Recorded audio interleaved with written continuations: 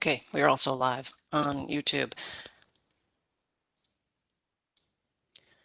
Again, this is case number 95040 in the matter of the continuing investigation of the electric purchase power cost adjustment charges of Southern Maryland Electric Cooperative, Inc.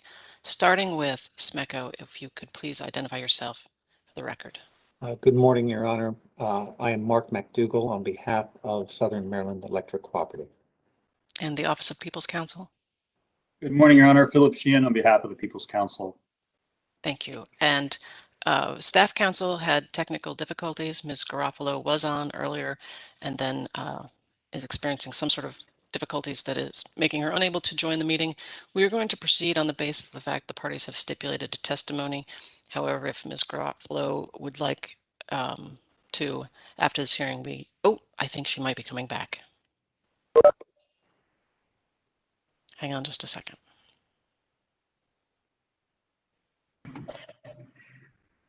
Sorry, I don't know why my internet went out. That's okay. Perfect timing. It's time for you to enter your appearance on the record.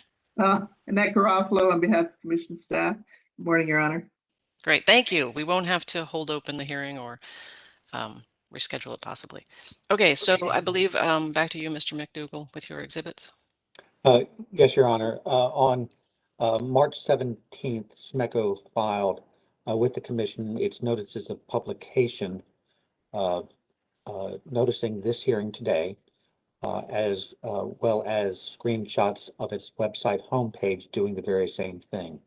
It's mail log number 234259, and I would like to enter those notices of publication and website screenshots as SMECO Exhibit 1. Seeing or hearing no objection, those will be entered into the record as SMECO Exhibit 1. Thank you. SMECO also filed testimony in this case from 2 witnesses. Each witness has a confidential version of his or her testimony. I would like to mark the public version of the prepared direct testimony of Eugene W. Bradford as SMECO Exhibit 2. So marked. I would like to mark the confidential version of the direct testimony of Eugene W. Bradford as SMECO Exhibit 2C. So marked. I'd like to mark the prepared direct testimony of Tammy S. Fellner as SMECO Exhibit 3. So marked. And the confidential version of Tammy S. Fellner's prepared direct testimony as SMECO Exhibit 3C. So marked.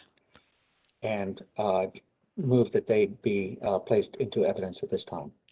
And based on my understanding of the stipulation by the parties, those will be entered into the record.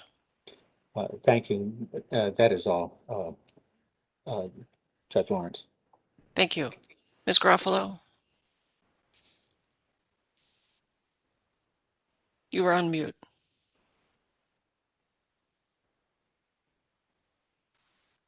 Staff has 2 witnesses. One, the parties have agreed to stipulate to the introduction of Ms. Lucy Shea's testimony into evidence. It is entitled The Direct Testimony of Lucy Shea, dated March 19th, 2021.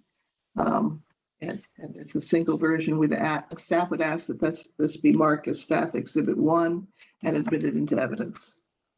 Okay, I just want to back up and make sure the record's clear. You first started by saying that both of your witnesses had public and confidential versions. My mistake. No, this has a single, has no confidential counterpart. Okay, so the testimony of Lucy Shea will be marked as Staff Exhibit 1. Thank you.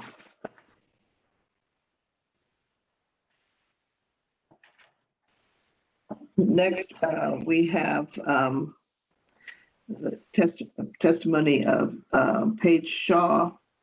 However, Ms. Shaw is here, so I'll ask her the usual questions. You don't have to. Actually, while you were having technical difficulties, I was able to clear up My question, I just want the record to be clear. Her testimony was titled Direct Testimony and Exhibit. And I believe there is no exhibit. So I just want that to be clear. As long as you can clear that up, she doesn't need to run through the questions given the stipulation. Oh, okay. And so then I would ask that Ms. Shaw's testimony has is there two versions, one confidential and one public? I would ask that the public version, which is labeled Direct Testimony Exhibit of Paige Shaw, public version, dated March 19, be labeled as Staff Exhibit 2, and that the similar version, Direct Testimony and Exhibit of Paige Shaw, confidential version, March 19 date, also an identical, except that some of the an identical, except it is complete. It has the confidential versions included. Be marked for identification as Staff Exhibit 2C, and that both of these testimonies be admitted into evidence. Okay, and again, the title of our testimony should just read Direct Testimony. And also, can you confirm that the date at the bottom is a typo? And we don't need to put her under oath to testify as to the date she prepared and filed the testimony. It says 2020, but I believe it should be 2021. Yes, my mistake, probably. Yes, 2021. Okay, so long as that's just a typographical error, It is. those will be marked as, the public version will be marked as Exhibit 2, and the confidential version will be marked as Exhibit 2C. Again, there's no exhibit, and given the stipulation, those will be entered into the record as well. Thank you, Your Honor. And my understanding is OPC has no exhibits, correct? Correct. Your Honor, OBC has no exhibits. Okay. I think that's all we have for today, unless anyone has anything else. I don't, Your Honor. Okay. Nothing for me. Thank you. The meeting is adjourned. Thank you. Thank you. Thank you, Your Honor.